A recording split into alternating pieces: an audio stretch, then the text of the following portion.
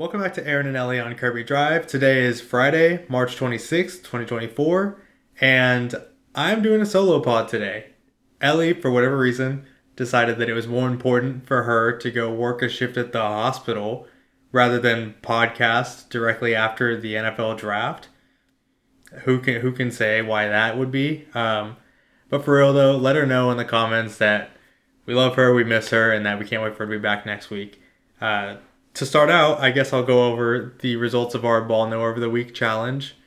If you've been following our story, which you can find us at ANEOKD, that's 6 letters. It's very, very, very, very hip. So you should have no problem finding us on Instagram and TikTok. If you have been following us there, you'll know that we posted our top 10 NFL draft pick mock drafts. We're going head to head pretty much every week at this point to see who can get the most predictions right. So going back and looking at what transpired tonight on the first night of the NFL draft, I believe that I came out on top 6-3. It was just a different, it's just a different outcome than Ellie expected. So no shade. That's what we expect to happen around here from time to time. You know, barely edged her out the first time. This time, doubled up her score. Not much to say about that, but she was trying to get a little bit more creative than I was, so credit to her for doing that. But speaking of the NFL draft, big news out of Atlanta, which was something that I don't think anybody saw coming, but something that has stirred up a lot of drama in the last 2 hours.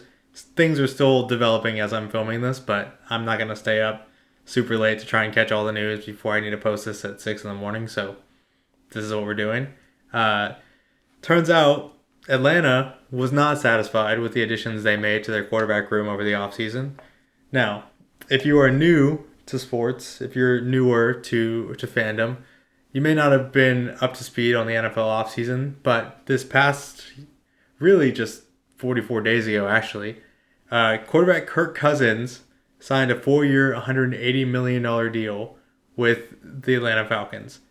Now tonight, with the 8th overall pick in the draft, they selected another quarterback, Michael Penix Jr. out of Washington, who wasn't even projected to go in the first round, really. Maybe a couple of drafts had him going to like the Raiders or the Broncos in the 11 to 13 range, but 8 was a shock for everyone, especially for a team that had just signed a quarterback to almost $200 million worth of a contract. Now, obviously, Kirk Cousins is upset about this, and I think that a lot of Atlanta fans are upset about this as well. There's the sentiment that I'm getting is that they felt that they had a chance to really improve their team in other ways since they already invested a lot of money into the quarterback position. And so, now that they've spent their top selection on another quarterback, they feel like they just kind of have Kirk Cousins, who is age 35, so it does make sense to plan for the future with a rookie quarterback, but at the same time, if you're going to sign this guy for all this money, you would think that they would say, okay, clearly this is a situation where we're trying to win right now, not necessarily plan for the future. If we're going to spend all this money on a 35-year-old, why would you then use our best chance to add top-tier talent to draft a quarterback to sit behind him for 4 years? Doesn't really make any sense to the Atlanta fans. I maybe get it a little bit, right? I think that like Kirk Cousins is just coming off a torn Achilles. Not exactly like a sparkling resume of health after that. Who knows? I think that they've been burned before by just running out a bunch of random quarterbacks out there in Atlanta. It's the most important position on the field. And I think that honestly, they're just getting sick of watching their guys be terrible. That being said, Kirk Cousins' camp was not happy whenever the pick was announced tonight. Turns out, whenever Kirk Cousins signed this contract, which again was only 44 days ago, when he signed this contract, the Falcons did let him know, hey, in the next 1 or 2 years, we're going to be looking at acquiring a quarterback of the future. Just giving you a heads up. He said he was totally fine with that. But whenever the entire NFL world was shocked sometime this evening as Michael Penix Jr.'s name was read out for the Atlanta Falcons selection at 8. Kirk Cousins apparently was only made aware of that as the Falcons were on the clock. So less than 10 minutes before that pick was announced to the entire world, Kirk Cousins was made aware of it, and obviously it took him off guard. So he's pretty upset. He feels like it doesn't make any sense, again, to invest in the future whenever they're paying him all this money to compete now, right? Because you're hamstringing this guy that you paid a lot of money to bring in, and then you're also giving him a shorter leash because if he struggles, people are going to call for Michael to come into the game. So it's not a great situation for Kirk Cousins, and I feel for the guy. If you haven't been following sports for a long time, I think it's important to talk about why it might be a particularly touchy subject for Kirk Cousins in this situation. So like I said, he signed the $180 million contract over 4 years. Now, in the NFL, that initial number doesn't really matter. What's guaranteed to him is $100 million. And even though the contract is for 4 years, they can save $50 million almost by cutting him after the third year. So for all intents and purposes, it's a 3-year, $100 million contract. Think of that $180 million contract as more just like a PR stunt for their agent, and then an incentive for that player to play as well as they can so that they can earn as much of that money as they can. It's not it's not guaranteed money. So they're not necessarily tied to him for 4 years. But this is really the first contract that Kirk Cousins has got where a team has committed big money over a long period of time to have him be their guy. He was drafted in 2012 in the 4th round, 102nd overall, by the team that was then known as the Washington Redskins. And he was the second quarterback taken that year by them because they traded 3 first-round picks and a second-round pick to go trade up and get the Heisman Trophy winner, Robert Griffin III, in the first round. So he was already sitting behind somebody from the same draft class as him as soon as he entered the league. Now, RG3 had plenty of health issues of his own, mostly due to the horrible field conditions where Washington, D.C. played their games. And so Kirk Cousins ended up starting by the end of his... Really, I guess he started the last year of his rookie contract as a starter because Robert Griffin III was still dealing with an injury. And then by the time that Robert Griffin III was ready to come back, the coaching staff just decided to let Kirk Cousins finish out the season as a starter. In that first year, he threw for 4,000 yards, which was good for 10th in the league in passing yards overall. And he even led them to the playoffs that year, even though they lost in the wildcard round. But even though he was top 10 in passing yards and he led this Washington team to a playoff berth, the ownership didn't want to commit to him. They said, okay, we will franchise tag you, meaning we'll sign you for 1 year of guaranteed money, but you don't have any long-term stability. We want to make sure that no other team can negotiate with you, so we'll give you this franchise tag to where we have the exclusive rights to retain your services as a player, but it's only a 1-year deal. We'll see if you can do it again next year, and then we'll see if you're really like a starting quarterback who we want to invest in for the future. Again, those for over 4,000 yards. Do the same thing next year. Now, keep in mind, the way that the franchise tag works in the NFL, I believe that the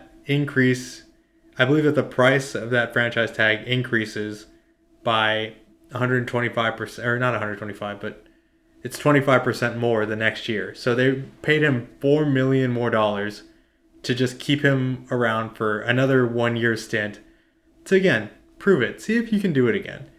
Once again, threw for 4,000 yards, and they let him walk. He decided he didn't want to play on the tag anymore. He wanted long-term stability.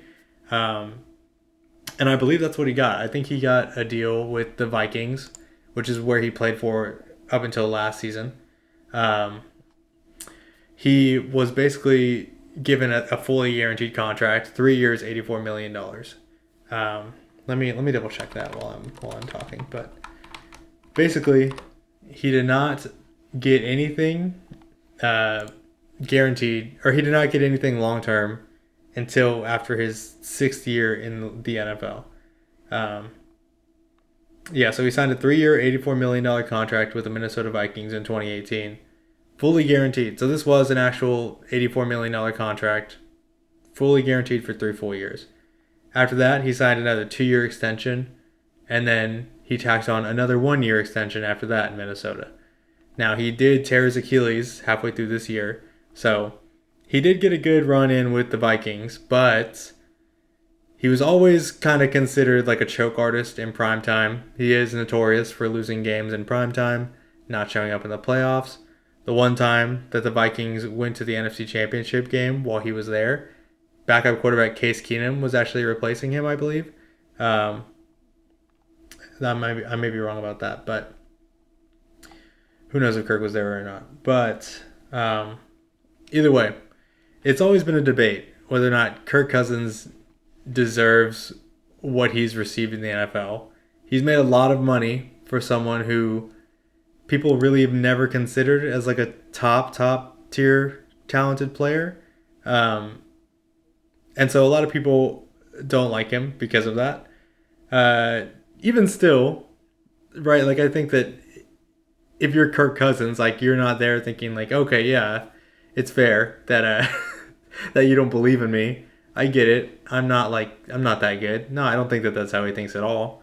And so even though he's a little bit older in age, he's really come into his own with the Vikings. He's shown that he does belong in the league. And so finally the Falcons say, all right, we'll give you 4-year, $180 million contract. We'll make you one of the highest paid quarterbacks in the league. Forget about it. Like, you are a good player and we want you around to build around you. Not even 2 months later, they draft a rookie quarterback who already is a little bit up there in age. By the time Kirk Cousins' contract is set to expire, I believe Michael Penix Jr. will be 28, which is a little bit iffy on the time scale thing, right? Like, I can understand if the guy you're drafting is like 20 or 21, makes sense to just kind of let him sit behind Kirk Cousins. By the time Kirk Cousins decides to hang it up or moves on, he'll only be about 24, 25. You can bring in the backup quarterback, and then he'll be ready to go, and you'll still have a long career ahead of that guy. But Michael Penix, especially because he dealt with multiple severe injuries in college, people are a little bit concerned about this. And again, Kirk Cousins, who is the CEO of being disrespected, feels like he's getting the short end of the stick once again. I can only imagine the flashbacks that he's getting because they're bringing in another quarterback the same year that they bring him in. He feels like he's always in these places that have opportunity for him to succeed, and then it all just comes crashing down around him a little bit. So, I mean, I do feel bad for him. I feel bad for Atlanta fans because they were very excited about getting outside linebacker Dallas Turner, somebody to help their defense. Really somebody that would see the field this year, because if everything goes according to plan, I don't think Michael Penix plays for a good long while. And whenever you're spending that kind of money on a quarterback in Kirk Cousins, you want to get people on the field in these drafts that can help him win games while he's here and while he's still good enough to play up to that salary. So, I don't know. Who knows? I don't know what exactly the Falcons have going on over there. Last year, they drafted a running back, Bijan Robinson, 8th overall. Once again, running backs don't typically go that high in the NFL, especially when you're a team like the Falcons who have a lot of needs. Typically, running back is the position you try and fill last because they're seen as somewhat replaceable, and that's a little bit controversial, but you can get a good amount of production out of 2 or 3 solid guys that you can get a similar amount from like 2 or 3 fourth round players than you can with 1 first round player. So the thinking is, if you have a lot of holes, which the Falcons did, they didn't really even have a quarterback going into last year. The thinking is that you would spend that pick on something more valuable, more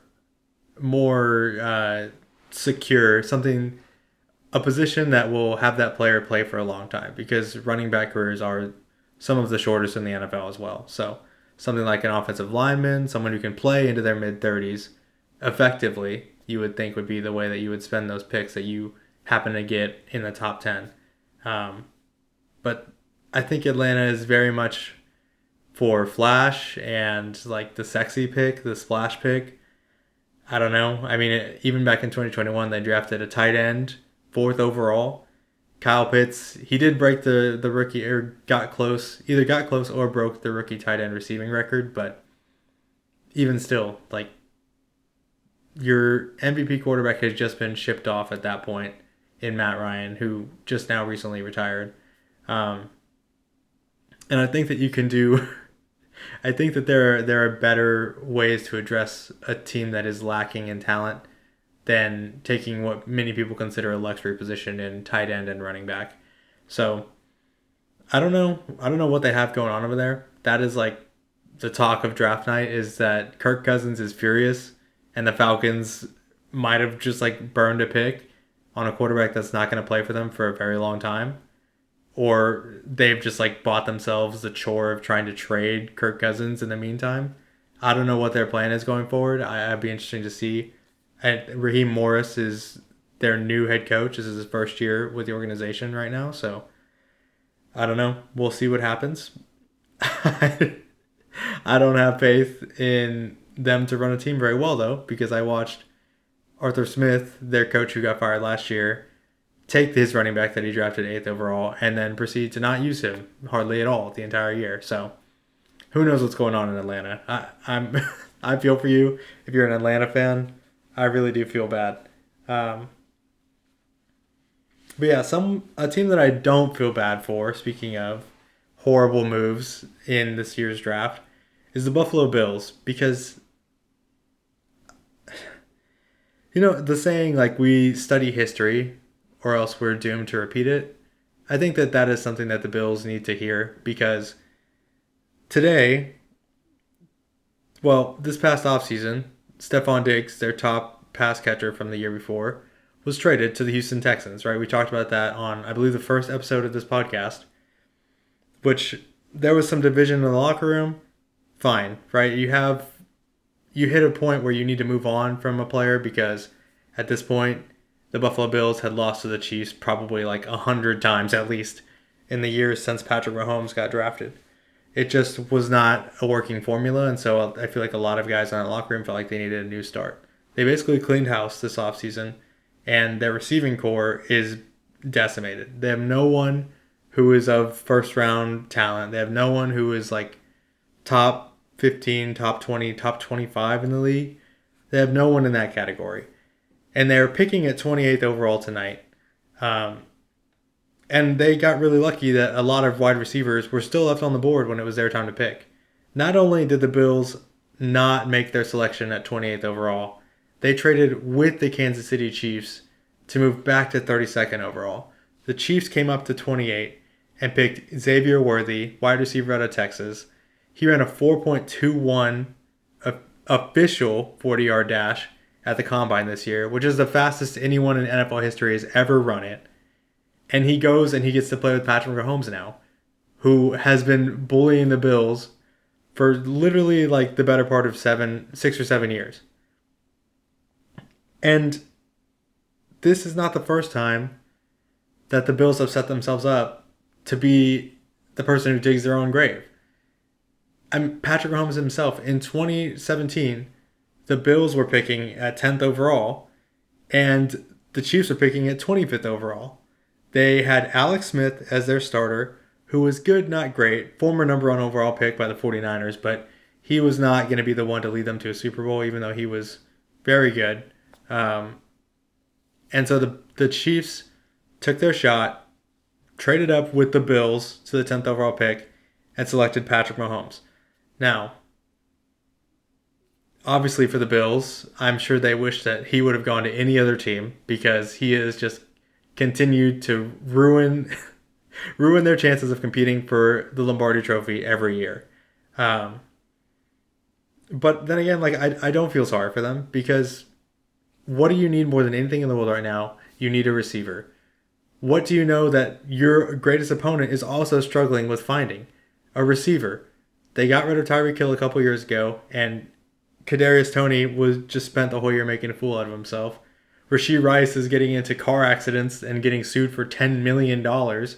So the Chiefs' entire wide receiver room is decimated as well.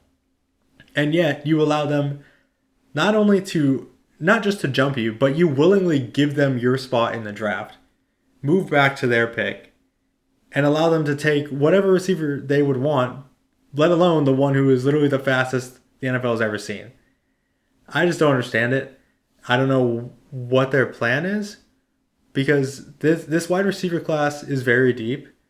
But if you're there at the top of the draft and you basically have your pick of all, but I think 4 receivers have been taken at that point, why are you not making the most of that? Like, I don't understand. So at the time that they were picking at 28, 4 receivers have been taken. Let's see, Marvin Harrison Jr., Malik Neighbors, Rome Odunze, who, by the way, was named Rome because his dad was apparently obsessed with the Roman Empire, so he was way ahead of his time. So those 3 were off the board. Brian Thomas Jr. went to the Jaguars just a few picks earlier. And then at 28, Xavier Worthy goes. So that's 5 receivers off the board. The Bills move back to 32nd overall. The end of the first round. The draft keeps going. 31st overall, the 49ers select Ricky Pearsall, receiver out of Florida. I don't think he was in my top, maybe even like 10 receivers in this draft. What do I know? Like, it doesn't matter what I think, but I think that a lot of people were surprised by that pick. And so they get a little bit bailed out because the 49ers seemingly reach on a wide receiver because they're having trouble in their locker room of their own. And then the Bills are on the clock at 32nd overall. They still have a couple good options, right? They still have Xavier Legette out of South Carolina. They still have Keon Coleman out of Florida State. Still have a couple guys that can play, like Adonai Mitchell. Good receivers that they can go out and get right there at 32nd overall. They trade back again out of the first round entirely with the Carolina Panthers to 33rd overall. So they'll pick first tonight, I suppose. But then the Panthers, obviously trading up to get Bryce Young help, draft Xavier Legette out of South Carolina, who I think was probably the next best receiver on the board. So either they have a guy that is down everyone else's draft boards that they feel really good about, or they prioritize getting extra late round selections over meeting their biggest need that that is obvious to everyone that they need to fulfill that. I don't understand what the plan is. Out of principle, I feel like you just shouldn't trade with the Chiefs anymore, especially within the same draft, right? Don't let them pick a player that can hurt you and ruin your life for the next 10 years. Don't put yourself in that position. Ugh, I don't know. I just feel bad for Bills fans because I know your stomach probably drops whenever you see them trading back and back and back and back and back. So yeah, those are the 2 biggest stories out of the draft tonight. I really wish Elle was here to give her opinion on those because I feel like she would love that Bills story, and I think that she also would love that the people in Atlanta are wilding out right now, especially Kirk Cousins. But hey, maybe we'll go live or something during the second and third round tonight, and just catch up on it, see what they're doing. The Texans have 2 picks tonight, or a couple picks tonight. So excited for that. They'll pick 42nd overall to begin their draft. But just to cap off the review of the first round, which was really, honestly, it was excellent. I had a lot of fun watching. The biggest steal of the draft, I feel like, was whenever outside linebacker Dallas Turner fell all the way to 17 to the Minnesota Vikings. Everyone who was making mock drafts had outside linebacker Dallas Turner from Alabama mocked to the Atlanta Falcons at 8. So when they picked Michael Penix instead, it kind of blew up the whole draft after that. He fell all the way down to 17 because the first 14 players selected were all offensive players, which is an NFL record, by the way. The previous record for that happening was 7. So double the number of offensive players drafted in a row to begin the draft. Ridiculous. So obviously a lot of that defensive talent is going to fall down further than where it would have been drafted otherwise, because there was 6 quarterbacks drafted in the top 12, which also ties an NFL record. for most taken in the top 12 ever since the draft was instituted. Or since in the common draft era, which I don't really know what that means, but that's what they said, and I feel like that distinction is important. But yeah, all those quarterbacks getting taken by teams that you could have taken other players where they had needs really like pushes back a lot of the skill position talent to like, especially like the defensive talent to the later part of the round.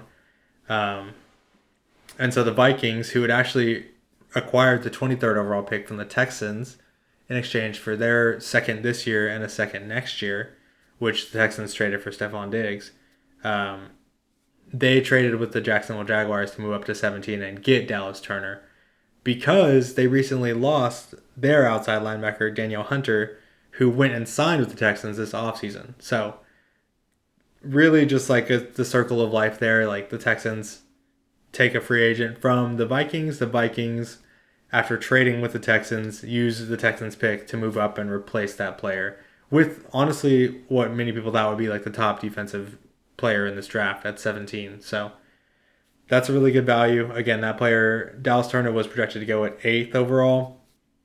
At 17, jackpot. I think that was really, really good trade to make, regardless of what it cost, unless you're giving out multiple firsts. But no, I think that was a really good move. The biggest reach that I saw today, of course, belonged to the Tennessee Titans because one of the worst franchises in the world. Shout out to the Addams family. Yeah, everyone and their mom had the Titans selecting an offensive tackle because their line is Swiss cheese. Like, anybody gets through there whenever they want to.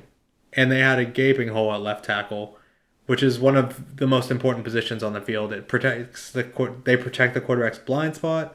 They're instrumental in pass protection. Oftentimes, they're going against some of the best pass rushers on the D-line. So, very important position, especially to draft for when you're drafting in the top 10, right? You're there to get some of the best prospects in the world who can slot right in and start for you. I thought that there was a lot of tackles that were available at that position that the Titans could have taken.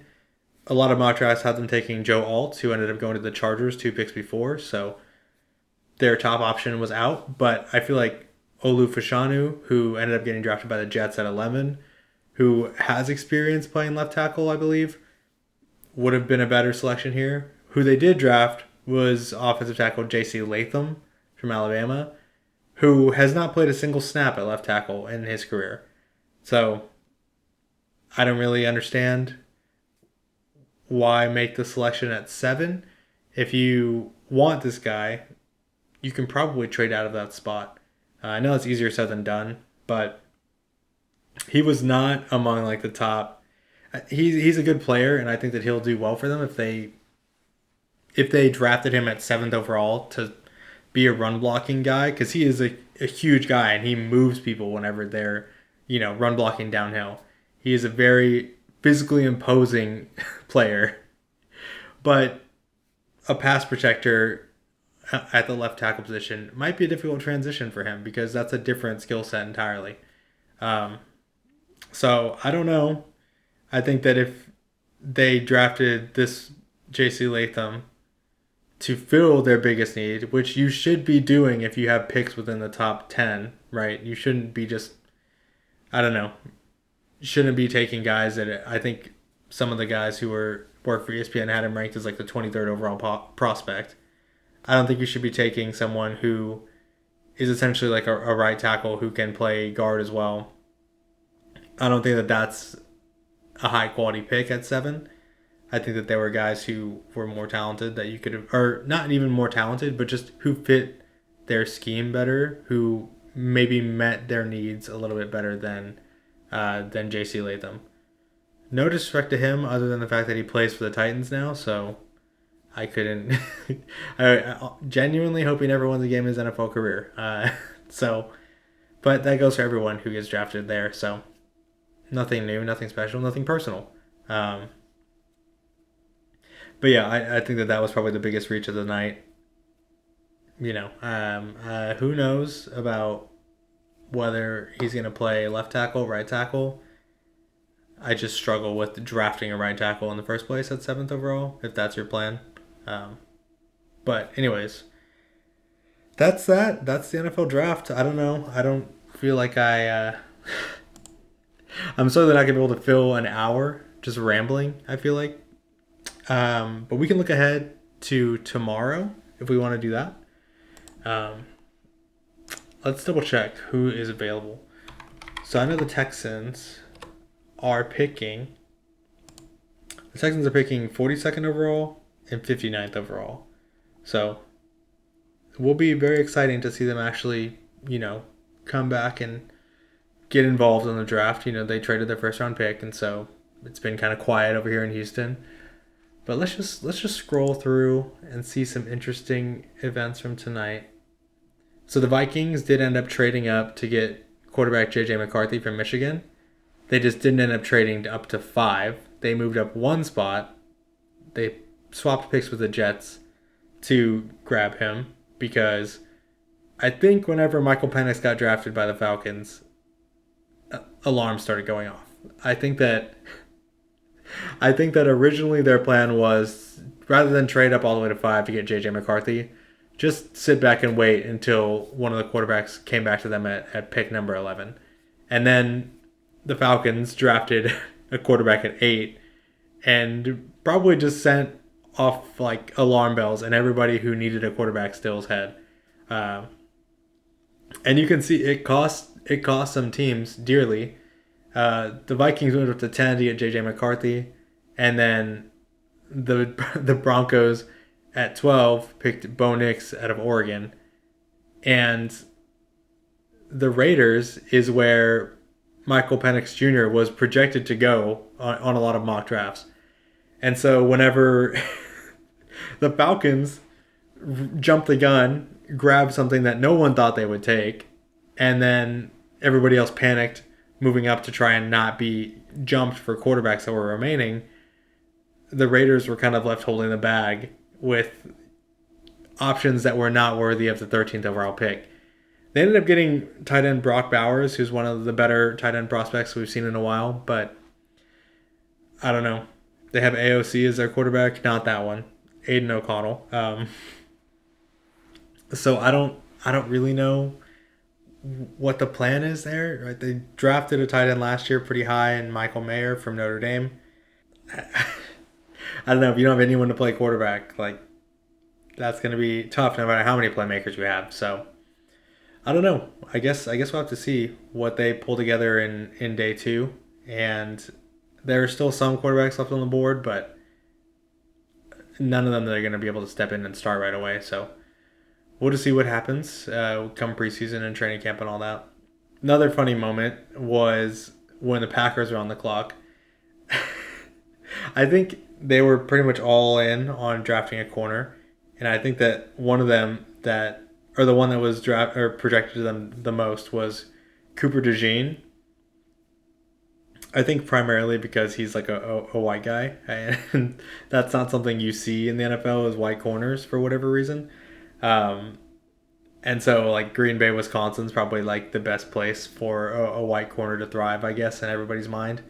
And they had they have like these little pods at the NFL draft where certain fans of each team are like sat waiting for their team's pick to get announced, and the cameras will be on them as their player's name gets read out. Some people are excited, some people are sad, but one Packers fan was waiting, I suppose, for Cooper DeJean's name to be called. I don't know who he was expecting to be called, but the Packers ended up drafting what did they end up drafting? They ended up drafting Jordan Morgan, an offensive tackle from Arizona. And he collapsed. The Packers fan collapsed. And right next to him, because the draft is being held in Detroit, was a Lions fan. They were ready to laugh in his face. And it was it was pretty good, I have to say. That was pretty good.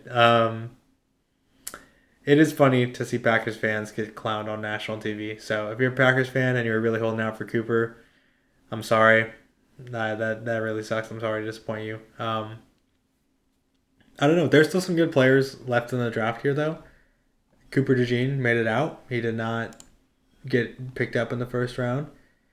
He's the 19th overall prospect right now, here according to somebody from ESPN. Who knows?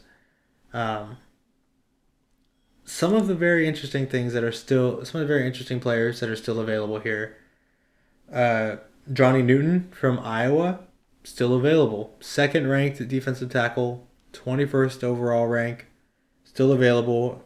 Pick 33. The Bills are technically on the clock as we speak, so that's the situation now. Um, a couple guys that I really like. Kool-Aid McKinstry, awesome name. Plays corner for Alabama. I really do hope the Texans can pick him up.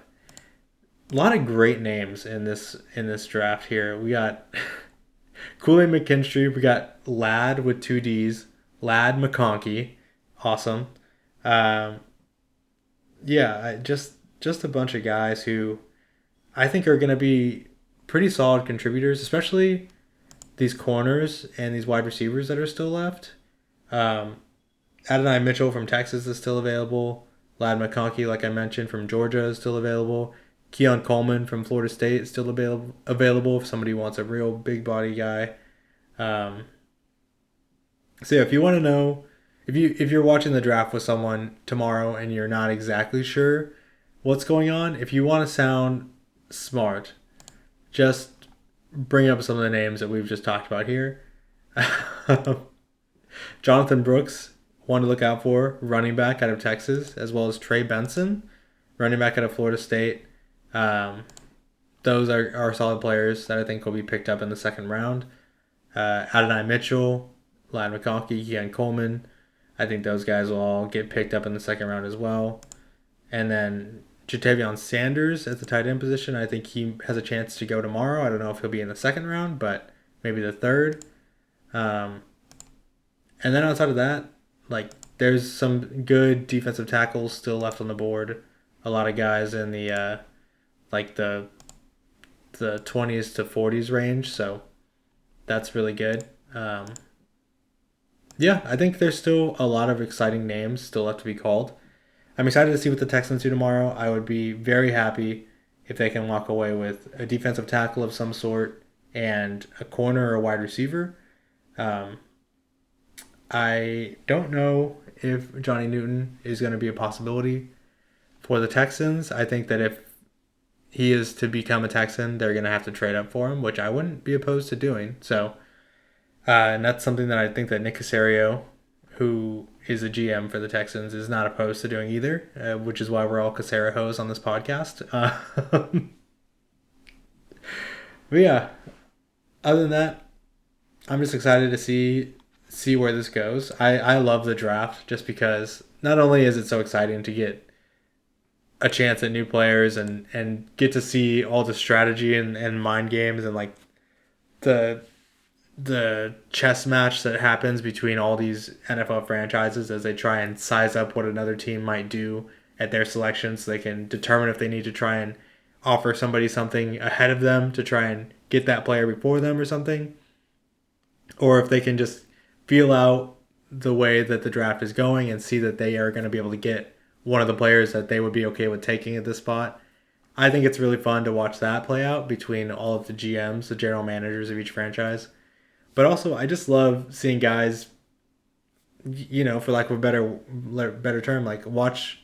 I just love seeing guys have their dreams come true. Like it's so cool to get to see like not only them but friends, family from all of their life just kind of coming together to celebrate them because they worked really hard to get to this point. And so I think that that's something that I don't want to get lost in all of this discussion of like who's a better value here, who's a better pick here, who's a better fit here. Like I think that any of these guys who hear their name called these next 2 days and last night, congratulations! Like that's an excellent achievement, and I think we should all be like, I think we should be grateful that they have put the time and energy and sacrificed a lot in their lives, especially their bodies, right? To be able to play the game of football that I really love watching, right? And just, continue to provide a good product with this new generation of people that come in every single year through the draft. So that's why I love the draft. I think that it's been really fun to watch, and I can't wait for the Texans to get involved. I love when the Texans have a first round pick. Last year was electric when they drafted C.J. Stroud and Will Anderson second and third overall. That was probably one of the coolest moments of being a Texans fan. That was like super exciting. I love when the Texans have first round picks. They've had multiple the last 3 years because of a certain predator getting traded to Cleveland. But yeah, this has also been fun to just kind of say, okay, I don't need to be stressed out if the player we want is going to get taken. I don't need to be worried about, you know, fighting for my life on the internet if the guy that the Texans take isn't at like a perfect value for the pick that they take him at. I can just watch other teams make bad decisions and just act like they're the only ones who've ever made mistakes before. And that's exactly where I want to be as a fan. So it's been a pretty nice day. But like I said, it'll be good to get into it tomorrow and see who is going to be joining us in Houston. But yeah, hopefully your team did well unless you play in the AFC South. And I don't know. I hope you enjoy it. If you're somehow listening to this and you're getting drafted, congratulations. I hope you enjoy your time celebrating, and I hope you're ready to get to work, basically. Yeah, that's about it. That's about that for the NFL draft. We're going to be talking about it a lot more after everything's wrapped up next week when Ellie's back. But as far as everything else around the sports world goes, the Lakers are down 3-0 to the Nuggets. I just don't think that they're going to be able to come back. My glorious King LeBron is just not going to be able to do it. Unfortunately. But Joel Embiid put up 50 points tonight in Philadelphia to bring the series to 2-1. Knicks leading. But, man, like a couple of late game screw-ups really pushed the 76ers to the brink of elimination. And Joel Embiid finally just said, enough is enough. Like, my team is not helping me. I'm putting 50 points up. And I'm just going to will them to victory. So, good for him. 2-1. They're back in the series. It's not over just yet. So, we'll see what they do with their next game. And then we'll go from there. I believe the other series is at 2-1 as well. Yes, the Magic, beat the Cavaliers by 40 tonight. So, for a team that couldn't score hardly at all the first two games of the series, the Magic have brought it back to within one for the series. Cleveland leads 2-1, but best of 7, man, like if the Magic get one more, brand new, best of 3. So the NBA playoffs been really fun so far. Not if you're LeBron, but man, the Nuggets are just really good, and Nikola Jokic is just absolutely insane. So I don't know. We'll check back in next week. I think this weekend we have a couple of oh shoot, what did I do? Who knows? But this weekend, I think we got a couple more interesting games. I know the NHL playoffs are going on right now. I'm gonna be honest with you. I don't think this is a podcast for you to get your NHL hockey fix from. I try to get into it, and if anybody asks, I'm a Lightning fan. But who's got the time? You know, I just can't get into it. I really have tried, but right now it's the NFL, the NBA, maybe the MLB for me. So, I don't know how Curtis Connor does this just about every other week for his podcast that he does solo. I feel like I can't leave too much dead space or else it's going to be like the worst podcasting experience ever. But I think I'm going to call it there. I think we're about like 48 minutes. I think I soldiered on pretty good for not having my more, to be honest, my very talented co-host has helped us out a lot in keeping the show moving, keeping it flowing, preventing me from talking for 48 minutes straight. So we're missing Ellie tonight. Hopefully she can be back next week. Again, I still struggle to believe that she chose a hospital shift over this, sitting in this room. But also, we're trying a new setup here. So if you like what you're seeing if you're on YouTube. Comment on how you think the lighting is. Comment on the framing, everything else that's going on. But yeah, I think that'll do it for this week. Thank you guys so much for tuning in to Aaron and Elle on Kirby Drive. Today is just Aaron alone in the room. But hopefully you learned a little bit about the storylines that are going on in the NBA, or not the NBA. It's also like 2:14 in the morning, by the way. So you would not believe how long it takes to set up a tripod that you got that you have no idea how to work. But yeah, hopefully we're finalizing the setup here. I have 2 lights on me right now, so if I look like super illuminated, that's why. But let me know what you think about the Kirk Cousins situation. Let us know how you've been liking the podcast so far. Again, tell Elle that we miss her, that we're super excited to have her back next week. And just remember that I know ball and she does not. And she can't say anything about it because she's not here. So again, thank you guys so much for watching. We'll catch you guys next week.